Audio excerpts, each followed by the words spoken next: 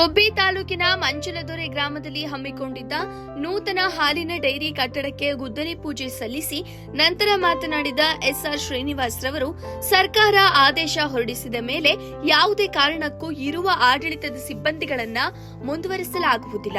ಸರ್ಕಾರದ ಆದೇಶ ಮಾಡಿರುವುದರಿಂದ ಬಹುತೇಕ ಮುಂದಿನ ತಿಂಗಳಲ್ಲಿ ಎಲ್ಲಾ ಗ್ರಾಮ ಪಂಚಾಯಿತಿಗಳಿಗೆ ಆಡಳಿತ ಅಧಿಕಾರಿಗಳ ನೇಮಿಸಲಾಗುತ್ತದೆ. ಗ್ರಾಮ ಪಂಚಾಯಿತಿ ಚುನಾವಣೆ ನಡೆಯುವವರೆಗೂ ಮಾತ್ರ ಆಡಳಿತ ಅಧಿಕಾರಿಗಳು ಇರುತ್ತಾರೆ. ಈಗಾಗಲೇ ಎಲ್ಲಾ ಸ್ಥಳೀಯ ಚುನಾವಣೆಗಳನ್ನ ಮಾಡಬೇಕೆಂದು ಚುನಾವಣಾ ಆಯೋಗ ಕೂಡ ಸರ್ಕಾರ ಸಿದ್ಧತೆಗಳನ್ನ ಮಾಡಿಕೊಳ್ಳುತ್ತಾ ಇದೆ. ಇನ್ನು 3-4 ತಿಂಗಳ ಒಳಗಾಗಿ ಗ್ರಾಮ ಪಂಚಾಯಿತಿ, ಜಿಲ್ಲಾ ಪಂಚಾಯಿತಿ, ತಾಲೂಕು ಪಂಚಾಯಿತಿ ಚುನಾವಣೆಗಳನ್ನ ನಡೆಸಲು ಸರ್ಕಾರ ಸಿದ್ಧತೆಗಳನ್ನ ಮಾಡಿಕೊಳ್ಳುತ್ತಿದೆ ಎಂದು ತಿಳಿಸಿದರು. ಮಂಚಲದೊರೆ ಹಾಗೂ ಹುಯಿಲ್ದೊರೆ ರಸ್ತೆ ಅಭಿವೃದ್ಧಿಗೆ 6 ಕೋಟಿ ಅನುದಾನ ಹಾಕಿದ್ದು ಶೀಘ್ರದಲ್ಲೇ ಕಾಮಗಾರಿ ಪ್ರಾರಂಭಗೊಳ್ಳುತ್ತದೆ ಎಂದು ತಿಳಿಸಿದರು.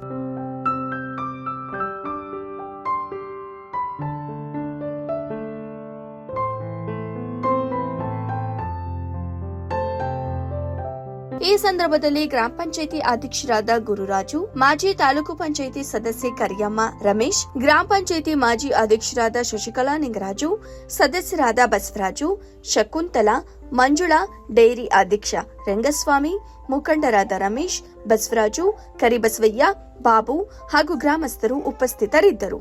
ವರದಿ ಸತೀಶ್, ಶ್ರೀ ಟಿವಿ, ಗುಬ್ಬಿ. ಯೋಜನೆ ಇದರ ಸದುಪಯೋಗವನ್ನು ಎಲ್ಲ ನಾಗರಿಕರು ಪಡ್ಕೊಳ್ಳಿ. ನಿಮಗೆ ಕೆಲವರಿಗೆ ಹಾರ್ಟ್ ಅಟ್ಯಾಕ್ ಆಗುತ್ತೆ, ಮತ್ತೊಂದು ಹೋಗುತ್ತೆ, ಕಿಡ್ನಿ ಹೋಗುತ್ತೆ, ಲಿವರ್ ಹೋಗುತ್ತೆ.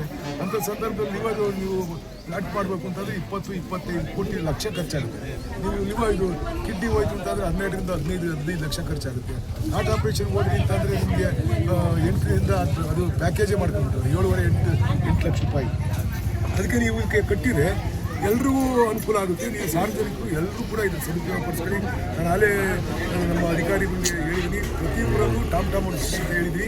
ಪ್ರತಿ ಊರಲ್ಲೂ ನಮ್ಮ ಅಧಿಕಾರಿಗಳು ಬರ್ತಾರೆ, USS ಅವರು ಮತ್ತು ನಮ್ಮ ಧೈರ್ಯವರು ಎಲ್ಲರೂ ಕೂಡ ಸಾರ್ವಜನಿಕರು ಇದರ ಅನುಕೂಲ ಪಡ್ಕೊಳ್ಳಿ ಅಂತ ಹೇಳ್ಬಿಟ್ಟು ನಿಮ್ಮ ಮೂಲಕ ನಾನು ಎಲ್ಲರಲ್ಲಿ ಮನವಿ ಮಾಡ್ತೀನಿ. ಮತ್ತೆ ನಿಗಮ ಮಾಡಲಿ ಎಲ್ಲ ಒಂದು ಕಡೆ ರಿಫ್ರೆಶ್ ಆಗುತ್ತೆ, ಮತ್ತು ಕೆಲವರಿಗೆ ಬದಲಾವಣೆ ಆಗುತ್ತೆ ಅನ್ನೋ ಎಲ್ಲ ಒಂದು ಅದೇ ರೀತಿಯೇ ಅದೇ ರೀತಿ ಮುಂದುವರಿಸಿದ್ದಾರೆ. ಎಲ್ಲಿ ತನಕ ಮುಂದುವರಿಸ್ತಾರೋ ಗೊತ್ತಿಲ್ಲ.